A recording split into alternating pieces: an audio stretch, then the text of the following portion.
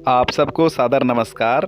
आज मैं आप लोगों को भारतवर्ष के उज्जैन शहर के महान प्रतापी राजा विक्रमादित्य और बैताल की कहानी सुनाने जा रहा हूँ। एक दिन राजा विक्रमादित्य अपने राजमहल में बैठे हुए थे, अपने राजकाज में व्यस्त थे और दरबारियों से सलाह मशवरा वे कर ही रहे थे कि अचानक एक साधु उनके दरबार में आया और एक फल उन्होंने सौंपा। विक्रमादित्य को बहुत ही आश्चर्य हुआ, ये कौन है और इन्होंने मुझे फल क्यों दिया। वो सोचने लगे कि इनके बारे में मुझे अवश्य जानना चाहिए, आखिर इस फल का राज क्या है। दूसरे दिन वह साधु फिर आया और फिर से एक फल दिया और उसके पश्चात फिर चला गया। ये सिलसिला लगातार चलता रहा। वो साधु प्रतिदिन राजा को एक फल सौंप कर चला जाता था। एक दिन राजा की उत्सुकता जागी और उन्होंने एक फल कटवा कर देखा। फल के कटते ही उसमें से एक लाल निकला, एक रत्न निकला, जिसे देखकर सभी बहुत ही आश्चर्यचकित रह गए। फिर राजा ने एक एक करके सभी फल कटवाए। आश्चर्य की बात थी कि प्रत्येक फल में एक एक लाल, एक एक रत्न निकला। दूसरे दिन साधु आया तो राजा ने उससे फल में रत्नों के निकलने का रहस्य पूछा और कहा कि हे महात्मन, हे साधु महाराज, आप कौन हैं और प्रतिदिन मुझे यह फल क्यों दे रहे हैं, और यह रत्न, इसका राज क्या है। तो उन्होंने कहा कि महाराज, मेरा नाम शांतशील है और मैं इस वन में तपस्या करता हूँ। मैंने शास्त्रों में पढ़ा है कि राजा, ज्योतिष और वैद्य जब भी मिलें तो उन्हें उपहार स्वरूप कुछ न कुछ अवश्य भेंट करना चाहिए। आप इस नगरी के सर्वश्रेष्ठ राजा हैं, अतः मैं आपको यह फल भेंट में देता हूँ और मेरे द्वारा भेंट किए गए ये सभी फलों में रत्न हैं। राजा ने साधु की बातों पर विचार किया कि आखिर ऐसा कुछ कार्य होगा जिसकी वजह से साधु महात्मा जी मुझसे लगातार रोज मिल रहे हैं, नहीं तो उनके पास में ऐसा वक्त कहाँ रहता है। मुझे इसका रहस्य अवश्य ही जानना चाहिए। अगले दिन जब पुनः साधु तपस्वी उस महल में पधारा तो राजा ने उनसे प्रश्न किया कि हे शांतशील, आप मुझे बताएं, आखिर ये रोज मुझे फल आप क्यों देते हैं। अगर आपका मुझसे कुछ कार्य होगा तो आप मुझे निसंकोच बताएं, मैं उसका निराकरण करने का अवश्य ही प्रयास करूंगा। साधु ने कहा कि आपने बिल्कुल सही समझा है, मैं अष्ट सिद्धि प्राप्ति के लिए नदी के किनारे तपस्या कर रहा हूँ। हे राजन, इस साधना के लिए मुझे एक शव यानी लाश की आवश्यकता है और वह शव यहाँ से दक्षिण दिशा में स्थित एक श्मशान घाट में एक वृक्ष पर उल्टा लटका हुआ है। उसे आप ही मेरे लिए ला सकते हैं। साधु ने ऐसा कहा। राजा विक्रमादित्य ने कहा, बस इतनी सी बात, आज ही तुम्हें वह शव मिल जाएगा। इतना कहकर विक्रमादित्य शव की तलाश में निकल पड़ा। श्मशान घाट पहुंचते पहुंचते बहुत रात हो गई। वहां जाने के पश्चात उन्होंने देखा कि कई प्रकार के जीव जंतुओं की आवाजें आ रही हैं। घनघोर अंधेरा छाया हुआ है। राजा विक्रमादित्य वृक्ष की तलाश में इधर से उधर भटकने लगे। अंततः एक सूखे वृक्ष पर उल्टा लटका हुआ वह शव मिल ही गया जिसकी उसे तलाश थी। विक्रमादित्य जैसे उस शव को वृक्ष से उतारने के लिए उसके निकट पहुंचा तो वातावरण में भयानक आवाजें सुनाई देने लगी, पर साहसी विक्रमादित्य इन सब से डरने वाला कहाँ था। उसने जैसे ही उस शव को पकड़ने की कोशिश की, वह एक जोरदार अट्टहास करता हुआ, हंसी करता हुआ जमीन पर आ गिरा। विक्रमादित्य नीचे उतरा और ज्यों ही शव को उठाने लगा, वह उड़कर वापस वृक्ष पर जा लटका और यह क्रम लगातार चलता रहा।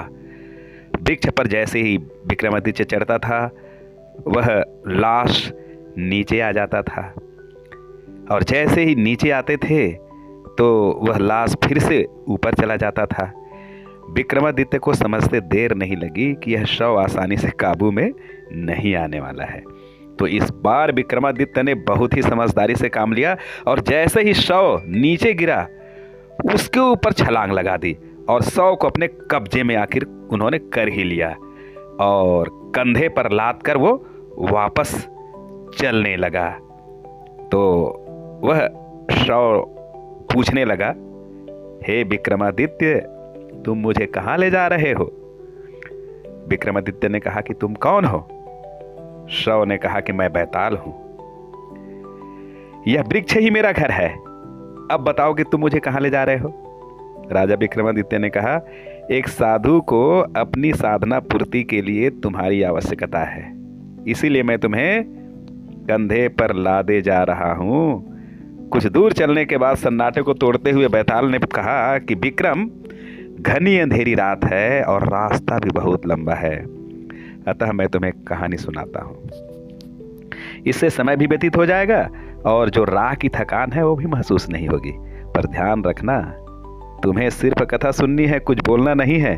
यदि तुम कुछ बोले तो मैं तुम्हारे बंधन से मुक्त होकर वापस उसी पेड़ पर जाकर लटक जाऊंगा।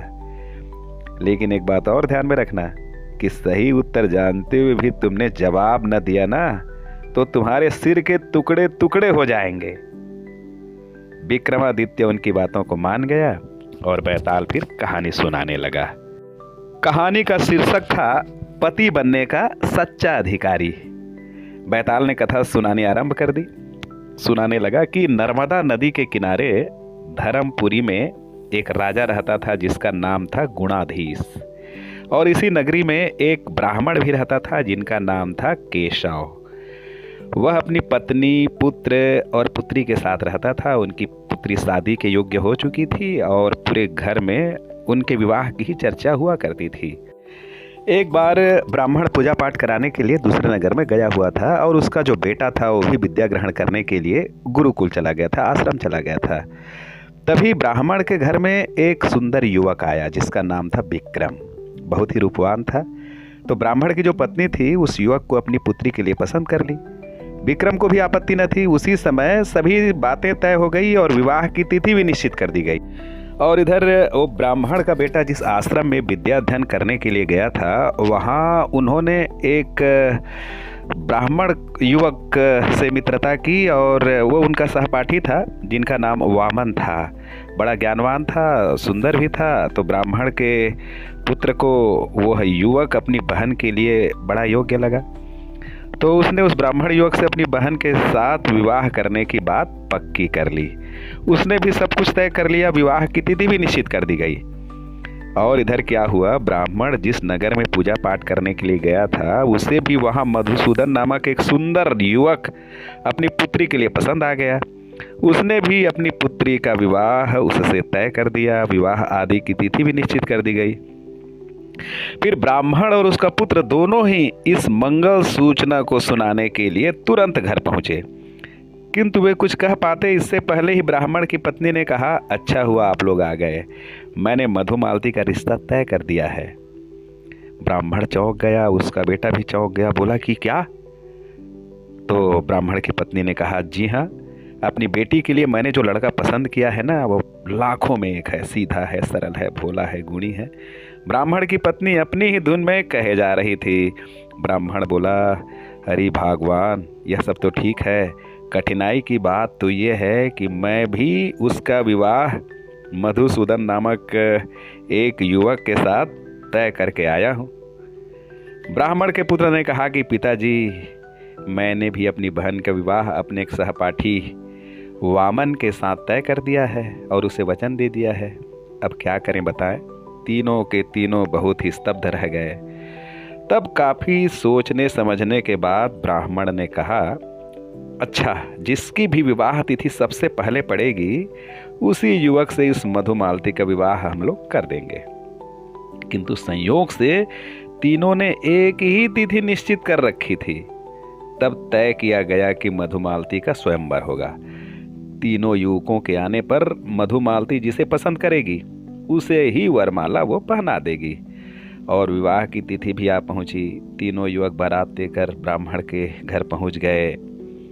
तीनों एक से एक थे। सभी की जबान पर सिर्फ मधुमालती की ही, उनके रूप सौंदर्य की ही चर्चाएं चल रही थी। तभी अचानक हाहाकार मच गया। हाहाकार मचने का कारण यह था कि कोई जहरीला सर्प था, उसने मधुमालती को डस लिया था। मधु का श्रृंगार किए हुए मधुमालती जमीन पर अचेतावस्था में ही पड़ी हुई थी। उनका सारा शरीर नीला पड़ चुका था। तुरंत वैद्य को बुलाया गया। सर्प विष उतारने में निपुण कई और लोग बुलाए गए, किंतु कोई कुछ न कर सका। मधुमालती निष्प्राण हो चुकी थी। कुछ क्षण पूर्व जहां खुशियां मनाई जा रही थी वहीं अब मातम छा गया। सभी के अरमान दिल में ही रह गए। अब डोली की जगह मधुमालती की अर्थी सजाई गई और उसका अंतिम संस्कार कर दिया गया। तीनों युवक जो मधुमालती से विवाह के उम्मीदवार थे, इस दुर्घटना से बहुत ही आहत हो गए, काफ़ी व्यतीत हो गए। उनमें से एक तो सन्यासी ही बन गया, दूसरे ने मधुमालती की चिता से राख समेटी और उसे पोटली में बांधकर चल दिया, और तीसरे के हिस्से में उनकी अस्थियां आई और वह उसे लेकर चल दिया। सन्यासी बने युवक को एक ब्राह्मण ने अपने घर एक दिन भोज पर आमंत्रित किया। सन्यासी सही समय पर वहां पर पहुंच गया।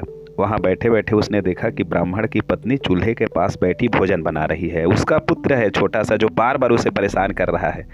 तभी क्रोध में आकर ब्राह्मण की पत्नी ने अपने पुत्र को चूल्हे की ओर धकेल दिया और वह चूल्हे में गिरकर जलकर मर गया। ये देखकर सन्यासी को बहुत ही गुस्सा आया। उसने ब्राह्मण और उसकी पत्नी को काफ़ी बुरा भला कहा और कहने लगा, आप लोग कितने क्रूर हो, जरा सी बात पर एक छोटे से बालक को अग्नि में जलाकर मार डाले। आपके घर का भोजन तो क्या, मैं पानी भी नहीं पीऊँगा। यहाँ पानी भी पीना पाप है। मैं यहाँ एक पल भी नहीं रुक सकता। उसकी बातें सुनकर ब्राह्मण हंस पड़ा और बोला, महात्मन, उस बालक की ओर से आप निश्चिंत रहें। वह मरा तो है, मगर हम उसे आपके भोजन के उपरांत जीवित कर लेंगे। अब सन्यासी युवक चौंका, जीवित कर लेंगे, मगर कैसे? महाराज, हमारे पास संजीवनी ग्रंथ है, हम उससे बालक को जीवित कर लेंगे। तब सन्यासी कहा कि आप लोग मेरा मन रखने के लिए झूठ बोल रहे हैं। भला मरा हुआ प्राणी कभी जीवित होता है? उसके पश्चात उन्होंने कहा कि ठीक है, आप कुछ देर रुको, आपको यह चमत्कार भी हम लोग दिखाएंगे। ऐसा कहकर ब्राह्मण भीतर गया और एक ग्रंथ लेकर आ गया।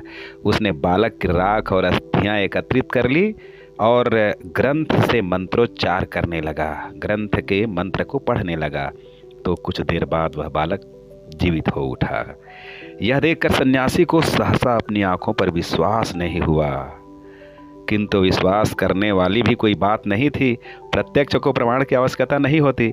मृत को जीवित कर देने का यह चमत्कार उसने अपनी आंखों से देखा था। अब उसके मन में बार बार यही विचार आ रहा था कि कदाचित यह ग्रंथ उसके पास होता तो वह मधुमालती को जीवित कर उससे विवाह कर लेता। भोजन करने के पश्चात ब्राह्मण ने सन्यासी से आग्रह किया कि आज की रात आप यहीं रुक जाएं। तो सन्यासी ने उनके आग्रह को स्वीकार कर लिया, किंतु उसे नींद नहीं आ रही थी। वह बार बार उसी संजीवनी ग्रंथ के बारे में सोच रहा था। जब रात घर आ गई और सन्यासी ने देखा कि घर के सभी लोग सो गए हैं, तो वह चुपके से उठा और संदूक से संजीवनी ग्रंथ निकाल कर वहां से भाग निकला। अब उसने उस युवक की तलाश आरंभ की जिसके पास मालती की अस्थियां थी। कुछ दिनों बाद उसे वह युवक मिल गया। सन्यासी ने जब उसे संजीवनी ग्रंथ के बारे में बताया तो दोनों मिलकर तीसरे युवक की तलाश में लग गए जिसके पास मधुमालती की चिता की राख थी। कुछ दिनों तक खोजने के पश्चात उन्हें वह युवक भी मिल गया। अब तीनों एक जगह एकत्र हुए और उन्होंने मधुमालती की अस्थियों और राख को मिलाकर जमीन पर रख दिया। सन्यासी ने संजीवनी ग्रंथ खोला और मंत्रोच्चार करने लगा। मंत्र पूरा होने के बाद मधुमालती जीवित हो उठी। उसे जीवित देखकर तीनों आश्चर्यचकित हो गए। मधुमालती तो जीवित तो हो गई, किंतु पहली समस्या अब भी वहीं की वहीं खड़ी थी कि वह किसकी पत्नी बने। तीनों अपने अपने तर्क देने लगे। पहले ने कहा कि उसने जीवित किया है इसलिए वह उसकी पत्नी है। दूसरा राख संभाल कर रखने के कारण उस पर अपना दावा करने लगा। तीसरा अस्थियां संभाल कर रखने के कारण अपना अधिकार जताने लगा। मधुमालती के जीवित होने की सूचना उसके पिता को दी गई और उनसे पूछा गया कि वह उसे किसकी पत्नी मानते हैं। ब्राह्मण अपनी पुत्री के जीवित होने पर अत्यंत प्रसन्न हुआ, किंतु वह भी यह तय नहीं कर पाया कि मधुमालती को किसकी पत्नी माना जाए। तब सभी ने मिलकर फैसला किया कि इसका निर्णय राजा से कराया जाए। राजा के पास जब यह समस्या पहुंची तो उन्होंने ध्यानपूर्वक सभी की बातों को सुना और उन तीनों युवकों में एक के पक्ष में अपना निर्णय सुना दिया, जिसे तर्कों के आधार पर सभी ने स्वीकार कर लिया। इसके पश्चात बैताल ने राजा विक्रमादित्य से कहा, महाराज विक्रम, तुमने तो कथा सुन ली। अब यह बताओ कि राजा गुणाधीश ने मधुमालती को पत्नी के रूप में किसे सौंपा और बाकी दोनों युवकों ने किस आधार पर इस फैसले को स्वीकार कर लिया। बैताल ने कथा समाप्त करने के बाद तुरंत प्रश्न किया। विक्रमादित्य चुप था। फिर से बैताल ने कहा, बोलो विक्रम, मैं जानता हूँ तुम्हें उत्तर ज्ञात है, बोलो। लेकिन याद रखो कि यदि तुमने जानते हुए भी उत्तर नहीं दिया तो तुम्हारा सिर टुकड़ा टुकड़ा हो जाएगा। तो फिर राजा विक्रमादित्य ने कहा कि बैताल, राजा ने मधुमालती की राख को संभाल कर रखने वाले युवक को मधुमालती का पति माना, क्योंकि जीवन देने वाला पिता के समान होता है तथा अस्थियां चुनने वाले का दर्जा पुत्र के समान होता है। अतः जिसने मधुमालती की राख रखी वही उसका पति बनने योग्य था। विक्रमादित्य ने उत्तर दिया। बैताल ने कहा, तुमने बिल्कुल ठीक कहा विक्रम, किंतु तुम मेरी शर्त भूल गए। तुम बोले और मैं चला। कहने के साथ ही बैताल वापस श्मशान की ओर उड़ चला। एक बार फिर विक्रमादित्य तलवार लेकर उसके पीछे पीछे लपका। प्यारे मित्रों, इसी प्रकार की और कहानी सुनने के लिए चैनल को लाइक, सब्सक्राइब और शेयर अवश्य करें। आप सबको चितरंजन चौहान का प्रणाम। जय हिंद।